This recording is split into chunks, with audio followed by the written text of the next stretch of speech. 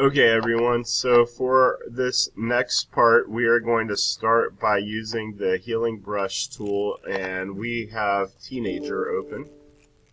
And if you, again, zoom in, I'm going to zoom in using the traditional zoom in tool, and go to the spot healing brush. If you zoom in a little bit, you can see she's got some zits on her.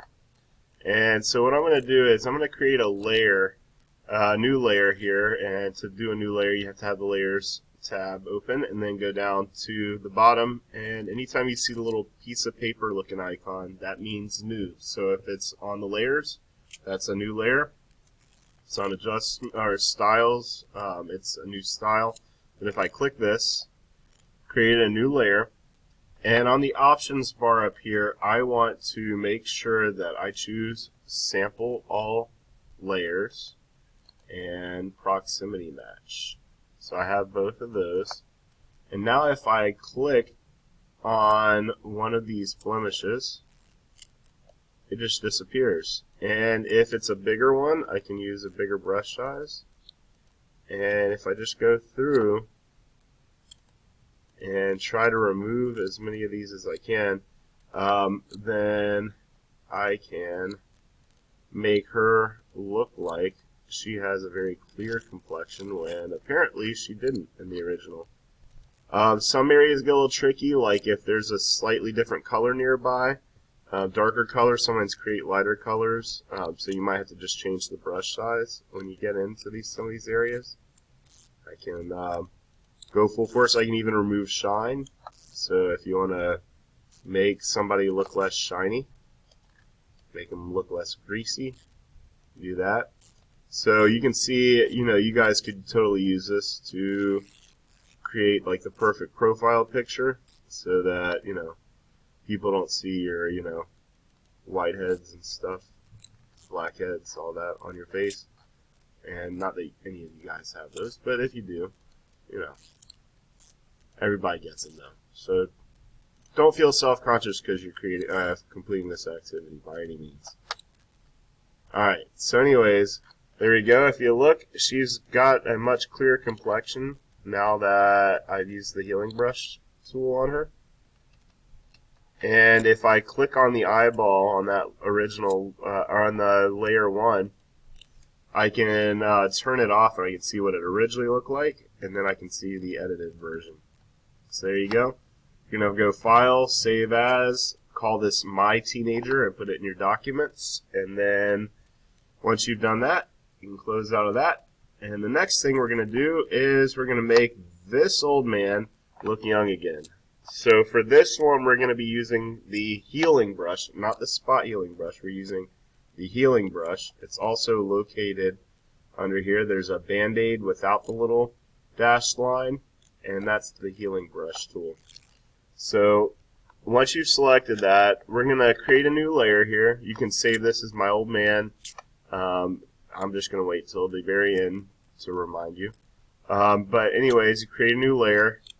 And again, for this, we want to make sure that Sample All Layers is selected.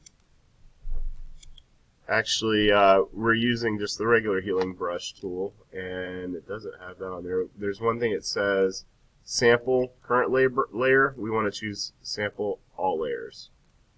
And we also want to make sure that we have aligned checked. And now if you go to a part of the image, for this, it's just like the clone stamp where you're going to have to use the, the Alt key. And again, you can use the left and right brackets to shrink and grow your brush size. I think. For some reason, mine's not working right now. But anyways, I have to click Alt first to find a place where he has a little, where he doesn't have any wrinkles. So I'm going to start with his nose here. And then if I move my cursor above that, you can see kind of a preview of it. So what this does is kind of like the clone stamp, but it also samples things around it, so it's more content aware. So I can go through on his cheek here and little by little start to remove these wrinkles. So I've already done a little bit of that. Now I will warn against using against overuse of this tool, because eventually it becomes unnatural looking. Like people start to look like you know, they're made out of plastic when they don't have any kind of wrinkles whatsoever. And there's certain wrinkles that you want to have that show expression in your face. Forehead lines sometimes are good to have a few of those if you're trying to make yourself look like your eyebrows are raised or something like that. It's a little unnatural if your eyebrows are raised without that. And as you go through and alt-click, notice with my strategy you can't really see my hands clicking, but I am alt-clicking everywhere. Everywhere I start to click, anytime you start to see little crosshairs change, I am clicking somewhere else. So I'm going to clear up his nose here a little bit. I'm not doing the best job, but you get the drift. I can also get rid of a few of his eyelid wrinkles here, and a little discoloration down here. And I'll show you what it looks like. I'm not going to do the whole thing in the interest of time, but I will show you what it looks like when you click the eye. You can see a noticeable difference. So you can make somebody look a lot younger. While we have this open, I'm just going to show you some other fun things you can do, like you can remove certain things. So if I want to remove this guy's eye,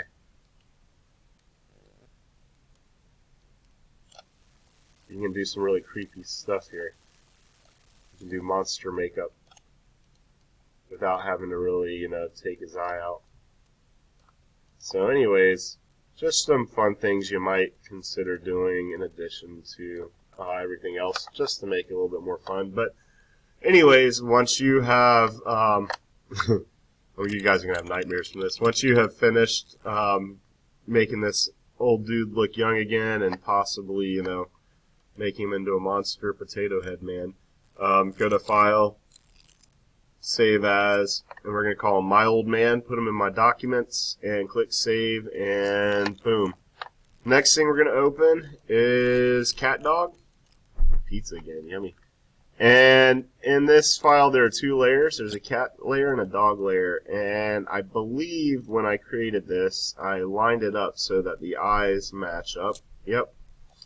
And what we're going to do here is we're going to basically be working with the quick masks. So the quick mask button is down here underneath the color picker. Everybody look where I'm clicking. And you click that, and then you start coloring an area. In this case, we're not working with the cat, we're working with the dog because the dog's on top. We are going to color over the, whoops, I need to take that off, and use the brush, the regular brush. And while you have quick mask on, I'm going to color over the dog's eyes. You'll notice this red appears. And some of you guys might have seen this before. Basically what that does is it's creating, it's like you're painting a selection basically. This is going to turn into a selection in a minute. And so that red color, if you want to make sure it's perfect, you can zoom back in, and if you hit the erase, you can take off parts you don't want. We just want to highlight the eyes for now. And I'm going to have to go back and repaint part of the eye here. I might make the brush size a little bit smaller.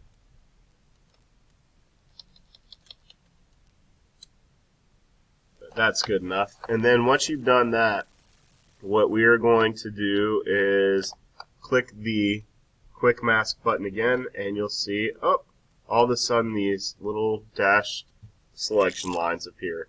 So that's one way you can do selecting. So once you've selected everything but the dog's eyes, I switched the cat with the dog. I had a different file before.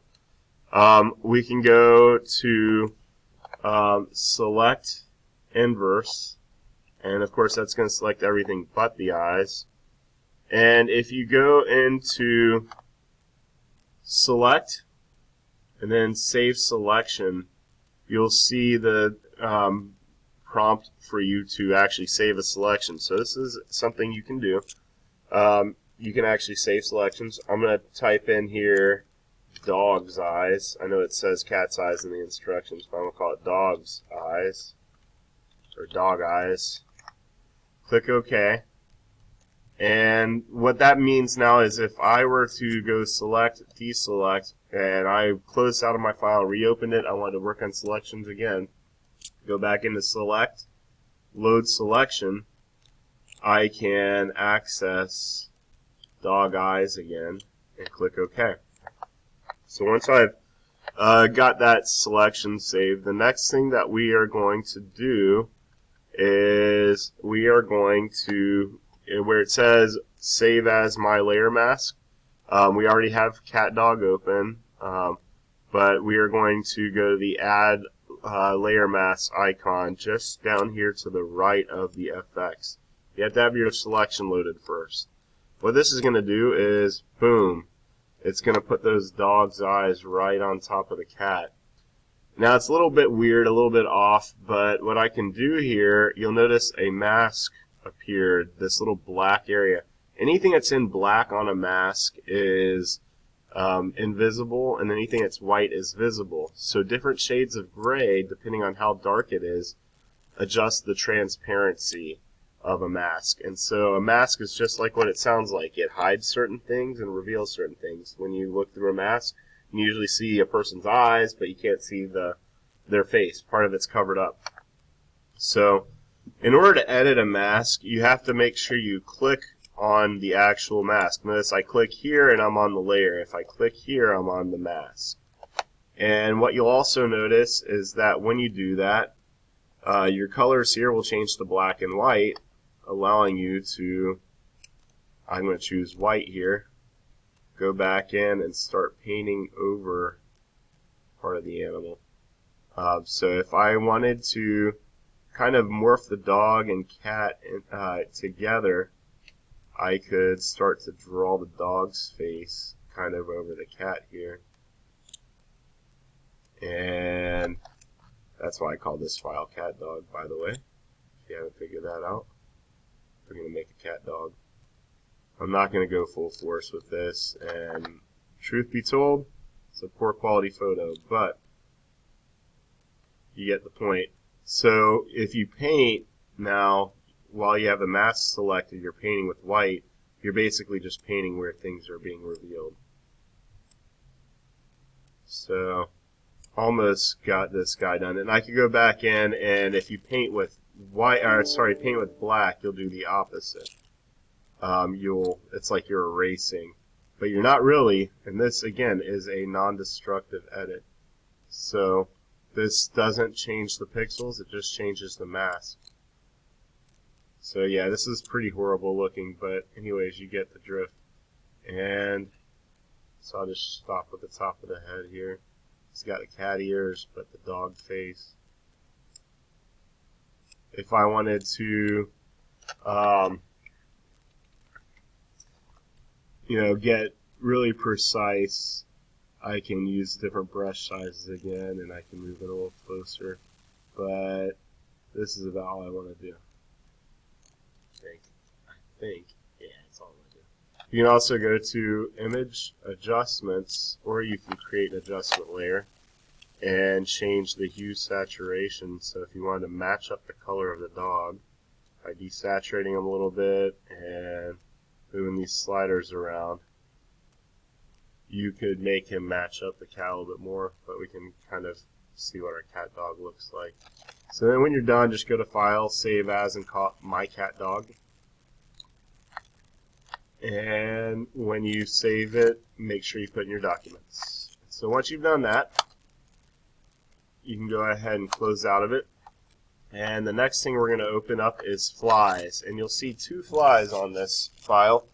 And the purpose of the flies is to show you the difference between a smart object and a non-smart object. Now, typically when you're dealing with smart objects, you're dealing with, it's kind of like having a file within a file.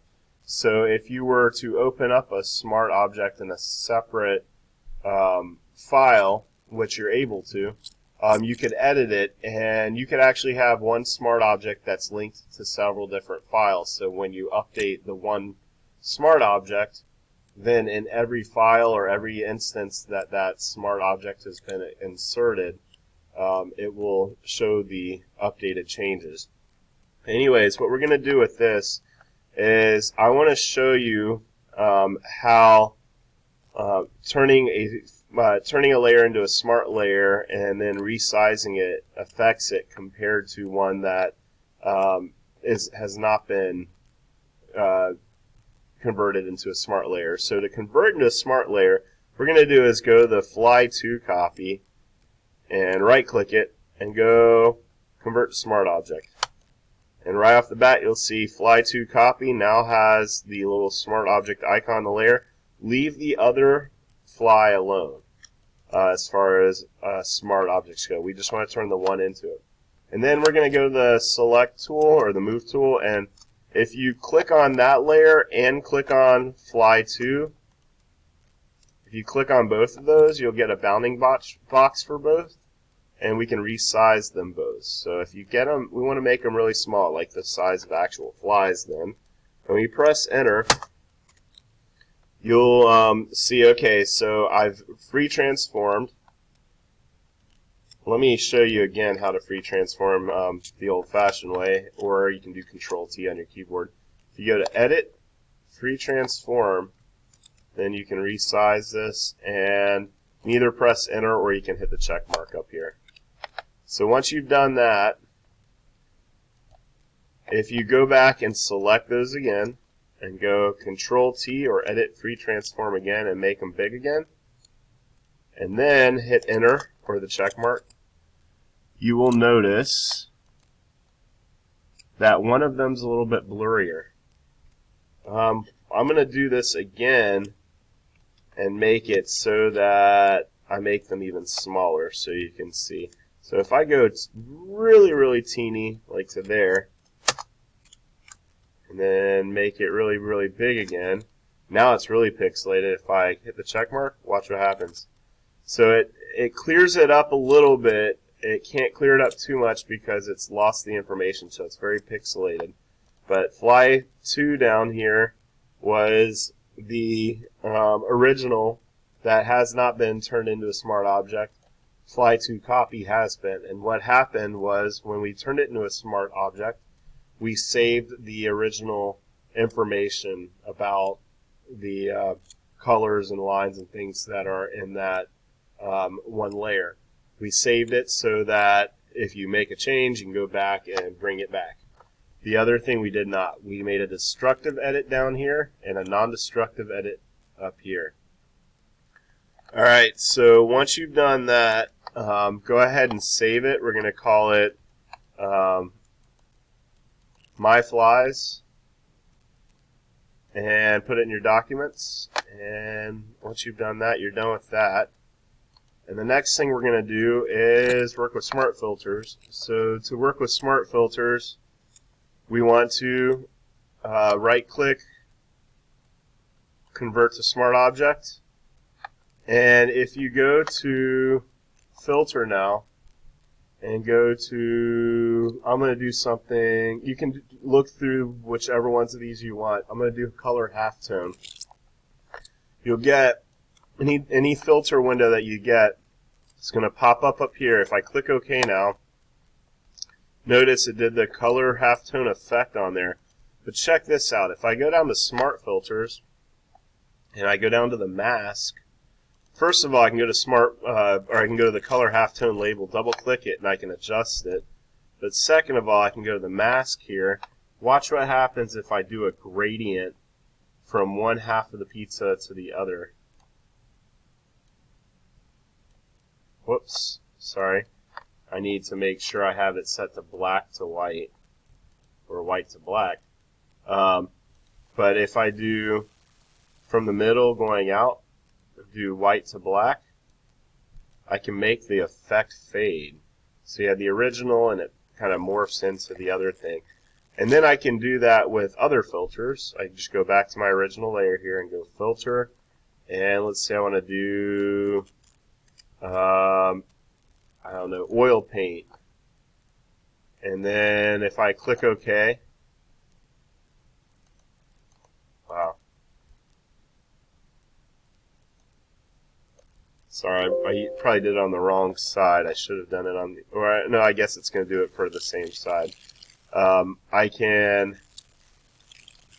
see that it has that effect, but it's just on that part that's white on the mask. So anyways, we're done with that. Go to File, Save As, and you can do whatever filters you want that are accessible. We're going to call it My Pizza, put it in your documents, and you're all done. You're going to upload all these files and call it a day. Good work.